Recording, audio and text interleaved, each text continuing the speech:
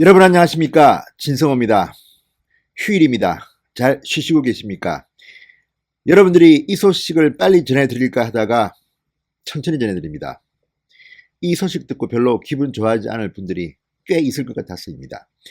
어젯밤 황교안 대표와 미래통합당의 최고위원들이 심야에 서울 모처에서 회의를 했습니다. 그리고 결론을 내린 게 바로 이석연 부위원장의 공천관리위원회 체제를 인정하자는 겁니다. 그리고 김형호 전 위원장에게 감사의 뜻을 표했습니다. 자, 이렇게 미래통합당의 공천은 끝나나 봅니다. 어제 하루 동안 상당히 많은 일이 있었습니다. 서울 강남병의 김미균 공천에 대한 보수우파 진영, 그리고 서울 강남 지역 유권자들의 반발. 그러자 김형호 공천관리위원장은 이 강남병 공천에 대한 이 김미균 씨에 대한 미안함 때문에 공천관리위원장직을 그만둔다고 했습니다. 다른 사천은 없었다.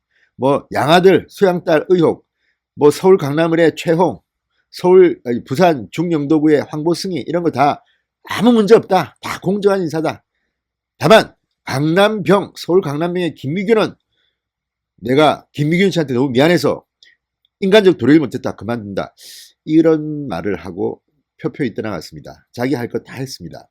그리고 이석연 어제 공천관리위원회 부위원장, 만약에 우리 중에 한 명이라도 손을 대면 또 새로운 공천위원장 보내면 우리 가만 안 있어 협박을 했습니다. 그리고 난 뒤 황교안 대표의 결정에 관심이 갔습니다. 어젯밤 저도 이 소식을 듣고 밤에 특별히 방송을 할까 하다가 참았습니다. 괜히 여러분들 편히 쉬시는데 방해가 될 것 같아서. 어쨌든 이런 이석연의 협박에 굴복했는지 아니면 원래부터 황교안 대표가 이 이석연 체제를 좋아했는지는 모르겠습니다. 당 지도부는 황교안 대표와 최고위원회의는 이석연 체제로 가기로 했습니다. 그리고 김형호 전 위원장께는 이 사천 논란, 막장 공천 논란에도 불구하고 감사하다고 뜻을 표했습니다. 이 미래통합당의 최고위원회의에는 새로 들어온 사람들이 많습니다. 새로운 보수당에서 온 사람도 있고 전진당에서 온 사람도 있고 안철수에서 온 사람도 있고 아무튼 복잡합니다. 이런 사람 눈치를 봤을까요? 처음부터 황교안 대표는 이석연 체제를 인정할 생각이었던 것으로 관측됩니다. 큰 갈등, 논란 없이 그냥 그대로 하기로 했답니다. 자, 이석연 체제를 인정한다는데 처음부터 대체로 의견이 모아진 것으로 전해졌다고 언론들은 보도합니다. 자, 황교안 대표 어젯밤 이 심야회의에서 나온 입장문에서 몇 가지 이야기는 했습니다. 오직 승리라는 목표 아래 더 합리적이고 타당한 공천이 될 수 있도록 마지막까지 숙고해야 한다. 자, 김영호 위원장과 공관위원들의 힘겨운 노력에도 일부 지역의 공천 결정을 둘러싼 논란이 제기되고 있다. 최근 공천 관련 논란은 결코 우리를 좌절시킬 수 없다. 오히려 더 강력한 경쟁력을 갖추기 위한 최종 점검의 기회로 삼을 수 있을 것이라고 생각한다. 여기에는 해법이 나와 있지 않습니다. 추상적으로 문제는 많다. 그렇지만 잘할 것이다. 아니, 같은 잘못을 저지른 이석연 체제가 잘할 것 같습니까? 그리고 지금 많은 말들이 오고 갑니다. 뭐 일부 유튜브에서는 김영호 공천관리위원회 안에 무슨 세작이 있느냐 뭐 이런 말까지 합니다. 물론 그냥 간첩이 있다는 뜻은 아닐 겁니다.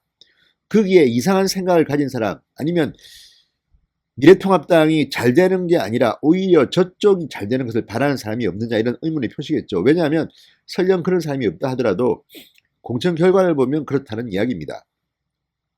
제가 보기에도 안동에 내리꽂은 김형동 변호사, 아니 한노총 변호사만 15년 했고 문재인 대통령을 거의 뭐 찬양하는 수준의 그런 글을 뭐 노동 전문 신문에 실었다는데 이런 분을 아무런 경선도 없이 그냥 꽂는 게 이게 제대로 된 공천입니까?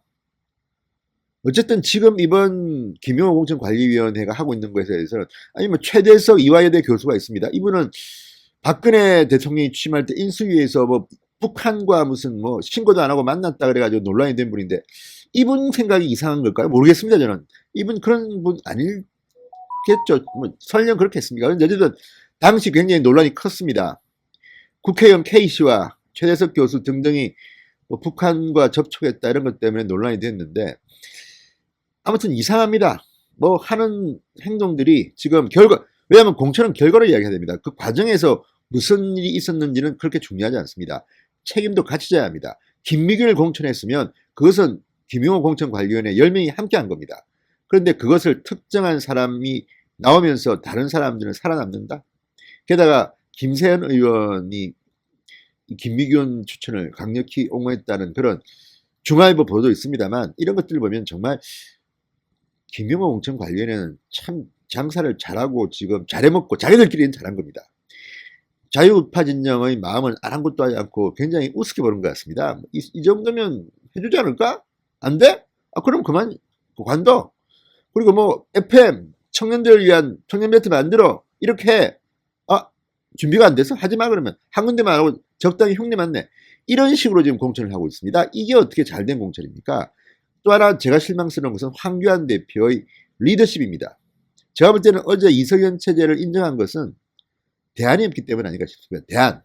혹시 내가 뭐 대안을 냈다가 잘못되면 더 내가 비판받을까 겁이 나서 자신이 없어서 그냥 적당히 넘어가지 뭐. 선거 이기면 될 거 아니야. 아니 이런 식으로 해서 이기면 또 뭐합니까? 지금 문재인 정권 심판론이 들끓는데 이런 식의 카드로 이긴다고 한들 이분들 다 정의당 들어가고 뭐 민주당 들어가는 거 아닙니까? 이런 의혹을 가진 사람들이 많습니다. 아니 그리고 지금 김용호 관리위원회가 하는 걸 보면 이분들이 자유우파 정당의 공천관리위원들이 맞습니까? 말로는 뭐 문재인 정권과 싸웠던 사람은 뭐 어떻게 하고 뭐 팔짱 끼고 있던 사람은 어떻게 한다더니 반대로 팔짱 낀 정도가 아니라 그쪽을 지지했던 사람들을 지금 중용하고 있습니다. 이럴 바에는 지금 미래통합당 당원들 다 민주당 가십시오. 가셔서 거기서 열심히 활동하다가 4년 뒤에 공천 받으러 오면 다 받아줄 것 같습니다. 이런 엉터리가 어디 있습니까? 이런 비판들이 지금 나오고 있습니다. 아무튼 황교안 대표는 이석열의 협박에 굴복한 것 같은 그런 정황이 있습니다. 아니 우리 아니면 당신들이 할 수 있어? 당신들이 대안이 있어? 저는 황교안 대표의 측근들도 문제라고 봅니다. 자기들 이익만 다 챙기고 다 빠져나가고 지금 이게 뭐 사천 논란이 하루 이틀 된 게 아닌데 그동안 뭐 했는지 모르겠습니다. 그리고 대안도 준비 못하고 또 선거대책본부위원장은 또 김종인한테 기대고 아니 문재인 정권 탄생의 1등 공신한테 이 선거대책위원장을 맡긴다는 게 상식적으로 이해가 됩니까? 그냥 고문 정도는 좀 이해하겠습니다. 1인 선거대책위원장? 정말 보수가 창피합니다. 이기고 지는 것도 중요하지만 명분이 중요하고 또 그동안 자유우파를 위해서 헌신해온 사람들에 대한 설명이 필요합니다. 지금 황교안 대표 오늘 또 뭐 편지를 하나 썼던데 이것 때문에 지금 부글부글 끓고 있습니다. 이게 지금 황교안 대표가 오늘 갑자기 아침 편지 여기까지 왔습니다. 승리로 가는 길이 순탄치 않습니다. 뭐 썼는데 이 글을 보면 김용호 위원장님께 감사하답니다. 그리고 우리 당이 어떻게 승리의 길을 열고 도전할 수 있었습니까? 그냥 이루어진 게 아닙니다. 당원과 지지자분들께서 땀과 눈물을 쏟아내면서 희망의 꽃방울을 터뜨렸습니다. 땀과 눈물을 쏟아냈는데 희망의 꽃망울을 터뜨린 사람들은 딴 사람들 같습니다. 당원과 지지자분들이 땀과 눈물을 쏟고 그 과실은 희망의 꽃망울은 문재인 찬양했던 노조 변호사, 과거 정교조 고문 변호사 했던 분, 뭐 정말 그 김형호 전 위원장의 비서를 지냈던 여성분, 또 뭐 양아들로 불렸던 뭐 돈 많은 또 금융계의 뭐 최홍씨, 서초갑도 지금 난리가 났습니다. 아니 제가 뭐 그분은 잘 모르지만 윤희숙 씨라고 하는데 지금 그분이 서초갑에 와서 했던 행동들에 대해서 서초갑의 기존 당원협의회 위원들이 열받았습니다. 아니 누구를 해달라는 게 아니다. 우리는 아무나 와도 좋은데 제발 예의가 좀 있고 품격 있는 사람이 왔으면 좋겠다. 이렇게 우리를 무시하고 지금 거기는 동마다 뭐 플랜카드 걸고 해서 반대하겠답니다. 자, 이런 것들 보면 왜 이렇게 예의가 없습니까? 사람이 왔으면 전략공천받아 왔으면 고마울 줄 알고 그저에서 오랫동안 고생했던 미래통합당 과거 자유한국당 당원 동기들한테 인사라도 해야 될 거 아닙니까?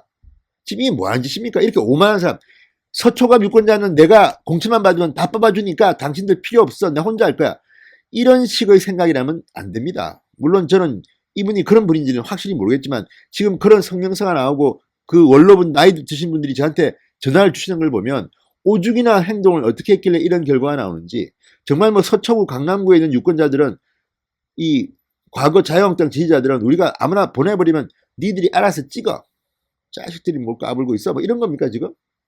아니 정말 이거는 이런 식으로 하면 안 되는 거 아닙니까? 물론 전략공천은 할 수 있다고 봅니다. 분명히.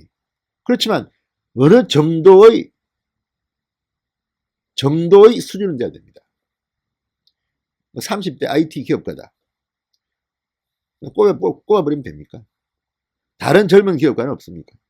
아무튼 어젯밤에 한밤에 있었던 그 최고위원회의, 그리고 오늘 황교안 대표의 편지, 그리고 어젯밤의 결정을 보면 물론 뭐 할 수 없이 했던 차선의 선택일 수 있습니다. 그렇지만 참으로 실망스럽다고 하지 않을 수 없습니다. 황교안 대표의 리더십이 제가 볼 때는 상당히 흔들리고 있는 것 같습니다.